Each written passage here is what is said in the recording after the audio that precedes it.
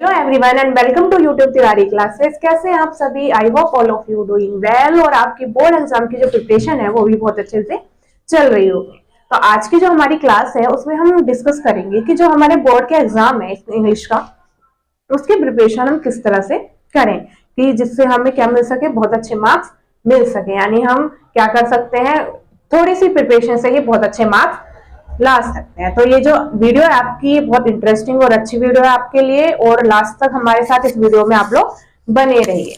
तो बच्चों, आपके जो बोर्ड के एग्जाम है वो शुरू होने वाले हैं। कुछ बच्चे ऐसे होंगे जिनकी प्रिपरेशन लगभग कंप्लीट हो चुकी होगी, कुछ बच्चे ऐसे हैं जिनकी जो प्रिपरेशन है वो कंटिन्यू चल रही है, कुछ ऐसे भी हैं जो सभी इंतजार में है कि 2-4 दिन बाद पढ़ाई करना शुरू करेंगे।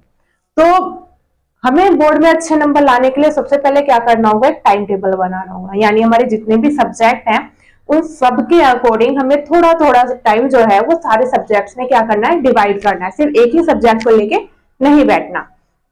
ऐसा करने से क्या होगा, जो हमारे सारे सब्जेक्ट है उनका रिवीजन कंटिन्यू चलता रहेगा। और जो हमारा इंग्लिश है उसमें सबसे ज्यादा प्रॉब्लम क्या होती है, हमारी स्पेलिंग्स में। यानी जब हम क्या करते हैं इंग्लिश में लिखते हैं तो क्या होता है, हम रट्टा मारते हुए चले जाते हैं, हमें जो स्पेलिंग्स हैं वो अच्छे से याद नहीं हो पाते और एग्जाम टाइम में हम उनको भूल जाते हैं। इसलिए सबसे पहले आपके लिए क्या जरूरी है कि जो हमारी जिस चीज को हम याद कर रहे हैं, जिस चीज को हम रिवाइज कर रहे हैं इंग्लिश में, उन चीजों को एक बार लिख के देखना। लिखने से क्या होगा, जो चीजें हैं वो हमें याद रह जाएंगी। यानी जो स्पेलिंग्स हैं उसमें क्या एरर है, क्या गलतियां आ रही हमारी, क्या मिस्टेक है, उनके बारे में हमें पता चल जाएगा। सेकंड चीज क्या है हमारी इंग्लिश में कि हम क्या करते हैं, रट्टा मारते हैं हर चीजों को, यानी रटते हैं।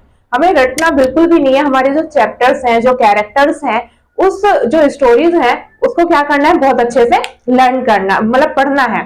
अगर हम उस चीज को डीपली पढ़ेंगे तो क्या होगा, हम उन चीजों को समझ पाएंगे, और अगर हम समझ पाएंगे तो उसको आराम से लिख सकते हैं। और अगर हम रटेंगे उन चीजों को तो क्या हो जाएगा, कुछ समय के बाद वो जो चीजें हमारे दिमाग से निकल जाएंगी। क्योंकि जितने भी चैप्टर है आपके इंग्लिश में वो आपको एक स्टोरी की तरह याद रखने हैं, एक कहानी की तरह याद रखने हैं, ना कि ऐसे याद रखने हैं कि आपको रटने हैं।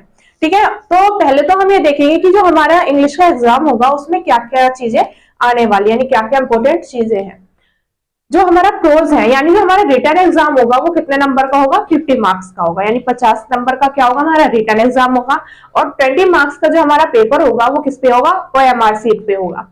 तो जो हमारा 50 नंबर का रिटन एग्जाम है उसमें क्या क्या चीजें आने वाली है उसके बारे में हम पहले डिस्कस करेंगे। तो देखिए, जो आपका प्रोज का सेक्शन है, यानी जो आपका प्रोज है उसमें क्या चीजें आपकी आएंगी। क्या आएगा हमारा प्रोज में, पैसेज आएगा। एक पैसेज आएगा जिसमें से आपके प्रोज का, जिसमें से क्या होगा, नीचे कुछ क्वेश्चंस दिए होंगे और उस क्वेश्चंस के आंसर आपको कहां पे ढूंढने हैं, पैसेज में से ढूंढने हैं। ठीक है, उसके बाद क्या आएगा, आपका शॉर्ट आंसर आएंगे। शॉर्ट आंसर कितने आएंगे आपके, तीन शॉर्ट आंसर आपको दिए होंगे, उसमें से चॉइस होगी कि नहीं 2 शॉर्ट आंसर्स को करने हैं।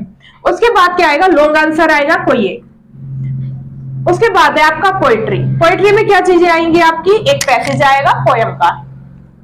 उसमें क्या होगा आपका पैसेज में कि आपको वहां पे मेंशन कर दिया होगा कि आपको इस जो पोयम है उसमें से किसका नाम लिखना है, पोएट का नाम लिखना है या पोयम का नाम लिखना है।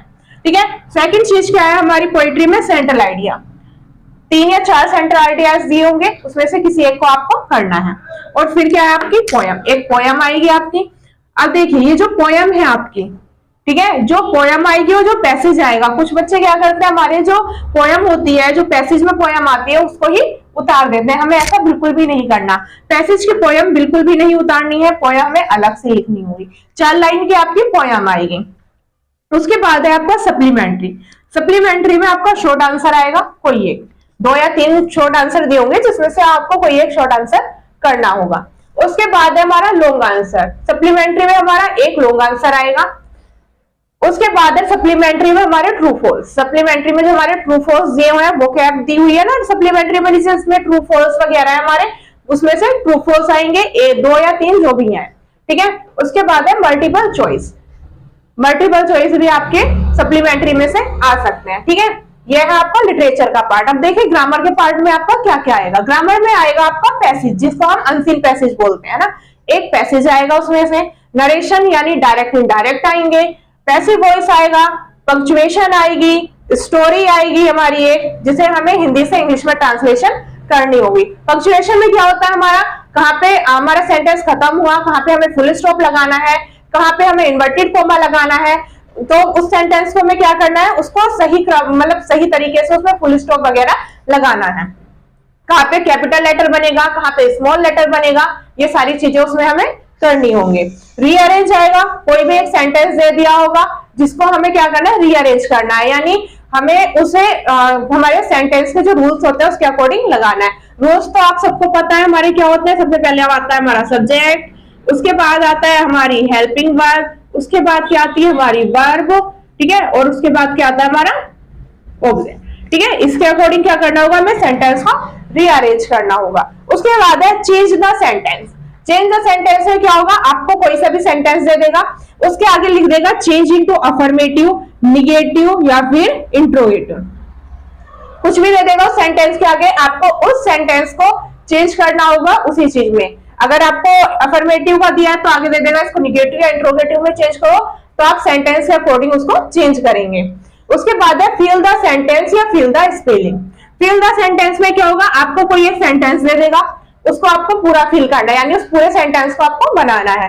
या फिर फिल द स्पेलिंग में क्या होगा, कोई भी स्पेलिंग दे देगा, जैसे कि हमने गुड दिया, ठीक है, ये फिल द स्पेलिंग में हो जाएगा गुड, GOOD, गुड, ऐसे क्या हो जाएगी आपकी फिल द स्पेलिंग हो जाएगी। उसके बाद आएगा हमारा एसे, आर्टिकल या रिपोर्ट। एसे, आर्टिकल, रिपोर्ट में से हमें कोई एक चीज करने के लिए आ सकती है, तीनों में से कोई भी एक चीज आ सकती है, या फिर क्या होगा वो तीनों दे देंगे, तीनों में से कोई एक चीज करनी होगी।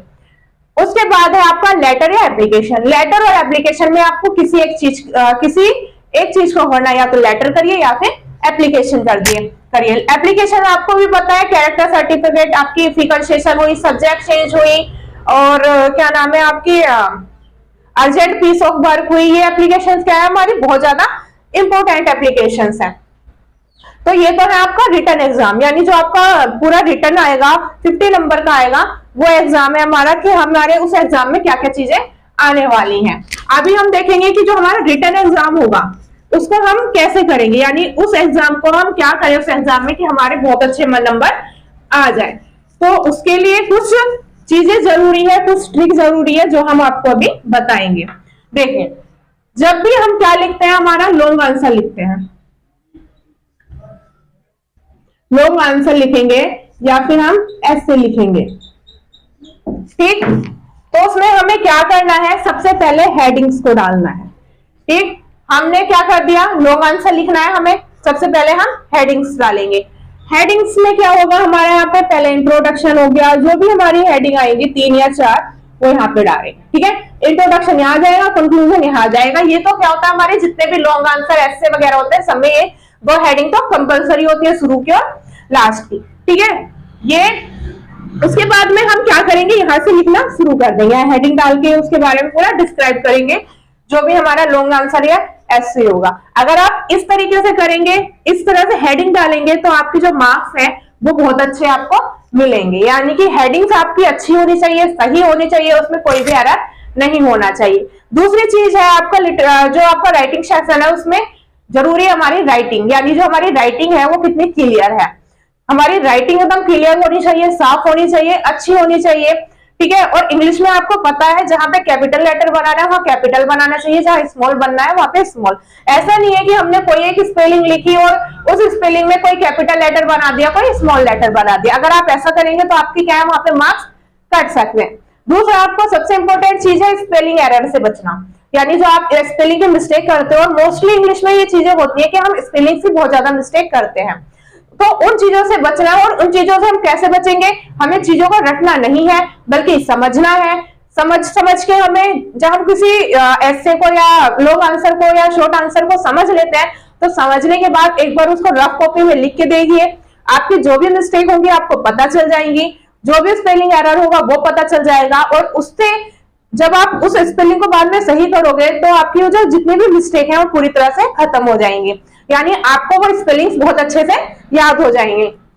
दूसरी चीज क्या है, जब भी हम बोर्ड की कॉपी में लिखना शुरू करोगे तो क्या करना है, हमें जो चीज हमें बहुत अच्छे से आती है, जिस चीज के बारे में हम श्योर हैं कि यहाँ पे इस चीज को हम 100% कर ही लेंगे, उस चीज को क्या करना है, हमें शुरुआत में करना है। ऐसा नहीं करना कि फर्स्ट पेज हमारा है वहां पे हमने क्या कर दिया कि हमें कुछ चीजें नहीं आती फिर भी हमने वो कर दी और हमारा पूरी क्या है, पूरे पेज में मिस्टेक ही मिस्टेक है। ऐसा बिल्कुल नहीं करना। आपके जो स्टार्टिंग के पेजेस हैं वहां पे वो चीज करनी है जो आपको बहुत अच्छे से आती है और बहुत ही सही तरीके से कर सकते हो। सुंदर और अच्छी राइटिंग में आपको वो चीजें करनी है। दूसरी इंपॉर्टेंट चीजें देखिए क्या है आपके लिए, जब भी आप क्या करेंगे, कोई आंसर लिखेंगे, जब भी कोई आंसर आप लिख रहे हैं, क्वेश्चन तो आपको उतारने नहीं है, आंसर लिखना है, तो यहाँ पे आप पहले डालेंगे क्वेश्चन नंबर, उसके आगे आंसर लिखेंगे यहाँ पे पूरी लाइन में बड़ा, ठीक है, और उसके बाद उसका आंसर लिखना शुरू कर देंगे। आपका क्वेश्चन नंबर या आंसर नंबर सेक्शन एकदम क्लियर होना चाहिए कि आपका आंसर कौन से सेक्शन का है, कौन सा क्वेश्चन के आंसर है, ये चीजें बिल्कुल क्लियर होनी चाहिए।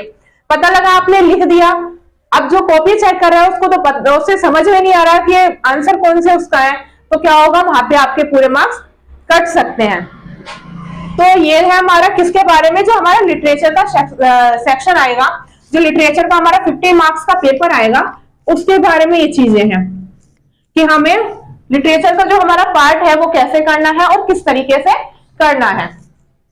दूसरी चीज देखिए, आपका जो 20 नंबर का पेपर होगा, 20 नंबर का पेपर होगा आपका OMR शीट पे, ठीक। OMR शीट पे जो आपका 20 मार्क्स का पेपर होगा वो कैसा होगा, आपका ऑब्जेक्टिव होगा, ठीक है, ऑब्जेक्टिव होगा, जिसमें क्या दिए होंगे, आपको 4 ऑप्शन दिए होंगे, 4 में से कोई एक ऑप्शन सही होगा। आपको एक OMR शीट दी जाएगी, OMR शीट में आपको 4 ऑप्शन होंगे, ABCD करके, ठीक है। जो सा भी हमारा ऑप्शन सही होगा उस वाले जो सर्कल होगा, जो गोला होगा, उसे हमें क्या करना है, अच्छी तरीके से फिल करना है, ठीक है। अब आप देखिए जो हमारा 20 नंबर, जो 20 मार्क्स का हमारा जो OMR पे एग्जाम होगा उसमें क्या इंपॉर्टेंट चीजें हैं। सबसे ज्यादा इंपॉर्टेंट चीजें उसमें आती है आपकी पहली parts of speech, parts of speech, ठीक है। उसके बाद सेकंड चीज आती है आपकी जो बहुत ज्यादा इंपॉर्टेंट है, जिससे बहुत ज्यादा क्वेश्चन पूछे जाते हैं, यानी पार्ट्स ऑफ स्पीच से आपके कम से कम 3 या 4 क्वेश्चन आप मान के चलिए कि कम से कम आपके 3 से 4 क्वेश्चन तो पार्ट्स ऑफ स्पीच से आने ही आने हैं। उसके बाद में आता है आपका आर्टिकल, ठीक है। आर्टिकल्स में क्या होगा आपका, आर्टिकल हमने आपको पहले पढ़ा चुके हैं, हमारी जो वीडियोस है ग्रामर्स की, उसमें आर्टिकल आपको मिल जाएंगे, जिसमें हमने ए, एन और दा का यूज अच्छे से बताया हुआ है कि इसका यूज कहाँ पे होता है। और इस वीडियो के डिस्क्रिप्शन बॉक्स जो है हमारा, उसमें भी आपको इस वीडियो का यानी आर्टिकल्स का लिंक मिल जाएगा। तो एक बार आप जाके अच्छे से आर्टिकल्स को वॉच करिएगा कि आर्टिकल्स में हम आर्टिकल्स जो होते हैं हमारे, उसको हम कैसे फिल करेंगे या फिर कैसे पहचानेंगे कि कौन से सेंटेंस में कौन सा आर्टिकल आना है। थर्ड चीज क्या है आपकी 20 मार्क्स में, आपके चैप्टर, ठीक। पार्ट्स ऑफ स्पीच हुआ, आर्टिकल हुआ और चैप्टर हुए। चैप्टर को हमें कैसे रीड करना है, बहुत ज्यादा डीपली। जब हम चैप्टर को बहुत ज्यादा डीपली मतलब पढ़ेंगे, जब हम चैप्टर जो है उसके कैरेक्टर्स को पढ़ेंगे, उसके एक एक चीज को पढ़ेंगे, रटना नहीं है बिल्कुल भी हमें चैप्टर को, सिर्फ क्या समझना है, कहानी की तरह उसे पढ़ना है। और आपके जो चैप्टर्स दिए हैं वो भी कैसे बहुत ज्यादा इंटरेस्टिंग और एक स्टोरी बेस्ड चैप्टर है, यानी जब आप उनको पढ़ेंगे तो बहुत अच्छा लगेगा आपको। तो जब आप इन चैप्टर्स को बहुत ज्यादा डीपली पढ़ेंगे, अच्छे से पढ़ेंगे, तो क्या होगा, इसके जो क्वेश्चंस आएंगे आप उसको तभी कर सकते हैं, यानी रट के नहीं हो पाएगा आपका OMR का जो पेपर है।